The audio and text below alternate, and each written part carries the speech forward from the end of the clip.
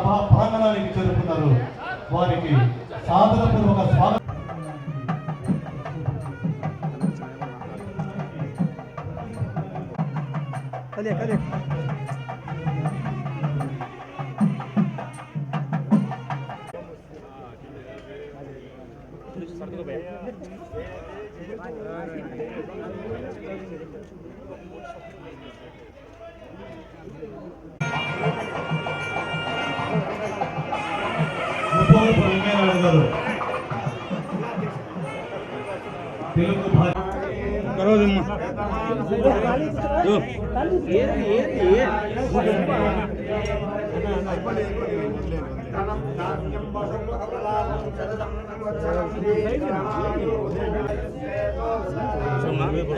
అయిపోయింది చెప్పు నీది అయిపోయింది చెప్పు.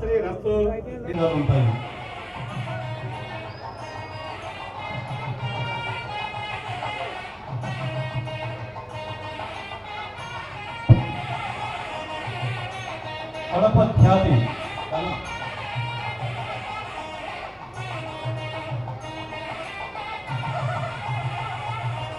దాదాపు 10,000 కోట్ల ఫ్యాక్టరీ.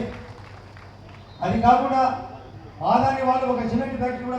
పిచ్ పోటీ, వక్తృత్వ పోటీ, వ్యాసరచన పోటీ, ఇలా అన్ని పోటీల్లో విజేతలైన విద్యార్థులకు కూడా తెలుసుకోవాలి. అది తెలుసుకోవాలంటే మనం కొంచెం చారిత్రక నేపథ్యం మన తెలుగు భాష గురించి తెలుసుకోవాలి. దానికి తుది మెరుగులు దిద్ది కొత్త వెలుగులు అద్దిన జిల్లా చరిత్ర, సంస్కృతి, వారసత్వ పరిరక్షణ సంపద విషయంలో ప్రత్యేకంగా కృషి చేస్తున్న భారత జాతీయ కళా సాంస్కృతిక వారసత్వ పరిరక్షణ సంస్థ ఇంటాక్ ఆధ్వర్యంలో రూపొందించిన మదచరిత వార్తాపత్రిక ప్రత్యేక సంచిక సెప్టెంబర్ నెల పర్యాటక దినోత్సవ ప్రత్యేక సంచికను ఉపవరపు వెంకయ్యనాయుడు గారు అలాగే కలెక్టర్ శివశంకర్ లోకేటి గారి చేతుల మీదుగా ఈ ఆవిష్కరణ ఘట్టం ముగిసిన అనంతరం పరిశోధనలు చేసి తనకంటూ ఓ ప్రత్యేకతను సాధించడమే కాకుండా అనేక అవార్డులు సొంతం చేసుకున్న తమా ఓపులరెడ్డి గారిని ఉపవరపు వెంకయ్యనాయుడు గారు సత్కరిస్తూ ఉన్నారు. ఈ కార్యక్రమంలో ఈరోజు ఇంత పెద్ద కార్యక్రమం జరగడానికి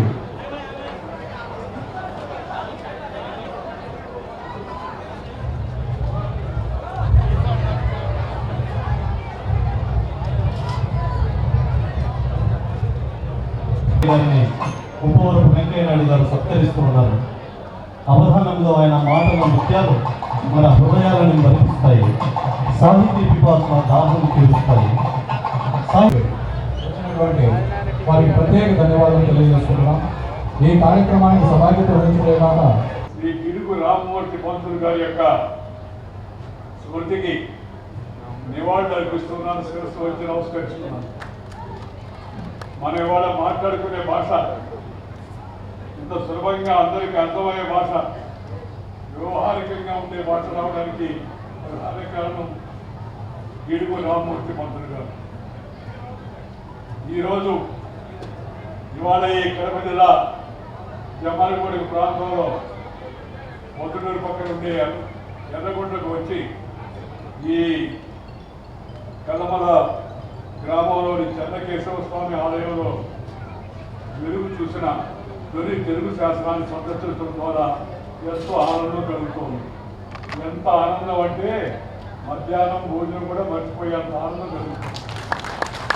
భాష ప్రాచీనతకు ఈ శాసనాలు ఇలాంటివి పునాదులని చెప్పవచ్చు. ఈరోజు ఈ కార్యక్రమంలో తెలుగు భాష అభిమానమే కాకుండా తెలుగు ప్రావీణ్యం ఉన్నవారు కూడా చాలా మంది ఉన్నారు. నాకు ఈ పొద్దుటూరు గురించి తెలుసు. నాకు మొదటి నుంచి పొద్దుటూరు చుట్టుపక్కల కన్న నీరు కారణమో ఏ కారణమో నాకు తెలవదు, కానీ చక్కటి తెలుగు సాహిత్యానికి పొద్దుటూరు పెట్టింది పేరు. పొద్దుటూరు అంటే ఈ ప్రాంతం అంతా కూడా పొద్దుటూరు సంస్కృతి అంటే మన యొక్క జీవన విధానం. అలాంటి ప్రాచీన సంస్కృతి మనదని మన ముందు తరాలను తెలియజేసే విధంగా ఇవాళ భాషా దినోత్సవాన్ని జరుపుకోవడానికి అది ప్రధాన కారణం. అందువల్ల నేను మిమ్మల్ని అందరినీ దయచేసి కోరేది ఏంటంటే, మీరు చేయవలసిన పని ఏంటంటే మనందరం తెలుగు వారం, తెలుగులోనే మాట్లాడదాం. ఇంట్లో, వీధిలో, గుడిలో, బడిలో, అమ్మ ఒడిలో, నారు మడిలో తెలుగులోనే వాడుకోవాలి. ఈ ఇంగ్లీష్ వాళ్ళు మనం పరిపాలించారు కొన్ని వందల సంవత్సరాలు. మన దేశాన్ని బానిసలుగా తయారు చేశారు. మన దేశాన్ని దోచుకున్నారు, సంపద దోచుకున్నారు. దేశాన్ని దోచుకోవడం ఒక ఎత్తైతే కొంతమంది మనుషులు మెదడును కూడా దోచుకోకపోయారు. వాళ్ళు పోతా పోతా వాళ్ళకి ఎక్కించిపోయారు. వాళ్ళు గొప్పోళ్ళని, వాళ్ళ భాష గొప్పదని, మనదంతా చాలా చిన్నదని, బాబు గొప్పోడని మన పాఠాలలో ఉన్నాయి. Alexander the great. ఎవడు వాడు అలెగ్జాండర్? ఈ దేశం పైన దండయాత్ర చేసిన దుర్మార్గుడు అలెగ్జాండర్ గ్రేట్ అవుతాడా? ఆలోచించండి సార్. మన చరిత్ర, మన పాఠాలు అంతకు ముందు చేసిన వాళ్ళు మహానుభావులు ఆ పాఠాలు మనకి బోధించిపోయారు. రాబర్ట్ క్లైవ్ ద గ్రేట్ అంటాడు, అల్లూరు సీతారామరాజు ద గ్రేట్ అన్నాడు, వీరపాండ్య కట్టబొమ్మ ది గ్రేట్ అన్నాడు, రాణి రుద్రమ్మ గ్రేట్ అని చెప్పన్నాడు. అలాగే అనేక మంది మహనీయులు మన ప్రాంతంలో, మన దేశంలో, మన రాష్ట్రంలో పెద్ద పెరిగి మనకెంత వెలుగునిచ్చిన వాళ్ళు, మనకి పరిపాలన అందించిన వాళ్ళు, వాళ్ళని గొప్పని చరిత్ర చెప్పాల. అందువల్ల అక్కడ పొరపాటు జరిగింది. అందుకే మన భాషను కూడా చాలా మందికి ఎక్కింది. దాంతోపాటు వాళ్ళ భాష గొప్పదని, మన భాష మామూలుదని, ఇంగ్లీష్ మాట్లాడితేనే గొప్పతనం వస్తుందని అనుకుంటారు చాలా మంది. అది చాలా పొరపాటు. చాలా మంది అమ్మలు ఉన్నారు ఇక్కడ, తల్లులు. ఈ తల్లులు కూడా పొరపాటున ఆ ప్రభావం రోజు చదువులు చెప్తున్నారు, నాన్న మమ్మీ అను, డాడీ అను అని. మమ్మీ, డాడీ, బీడీ, డాడీ, కేడీ ఈ మాటలు మనకెందుకు? అమ్మ అంటే అంతరాల నుంచి వస్తుంది, అంతరాల నుంచి వస్తుంది, లోపల నుంచి వస్తుంది. మమ్మీ అంటే మూతిలో నుంచి వస్తుంది. ఒకసారి సాయంత్రం వెళ్ళి కావాలంటే రాత్రి ట్రైన్ వేసుకొని చూడండి. కళ్ళ లాంటిది ఇంగ్లీష్ భాష, కళ్ళద్దాలు లాంటిది. కళ్ళు ఉంటే కళ్ళద్దాలు పనిచేస్తాయి. ఇక కంటి చూపే లేదనుకోండి, రిబాన్ గ్లాస్ పెట్టినా దుబాన్ నుంచి ఏం బయట రాదు. ఇది అందరూ దయచేసి అర్థం చేసుకోండి. అందుకని మొదట పునాది మాతృభాషలో ఉండాలి, అమ్మ భాషలో ఉండాలి.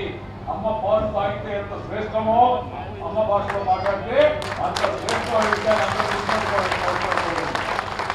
అందువల్ల మాతృపూర్తి అమ్మ, జన్మనిచ్చిన అమ్మ, మాతృభూమి మన పుట్టిన ఊరు, అలాగే మాతృభాష, అలాగే మనకి పాఠం చెప్పిన గురువు, మనం చదువుకున్నట్టు పాఠశాల, ఈ 5 మర్చిపోయిన వాడు మానవుడే కాదు అని చెప్పిన విషయాన్ని మనం గుర్తుపెట్టుకోవాలని చెప్పుకుంటున్నాం.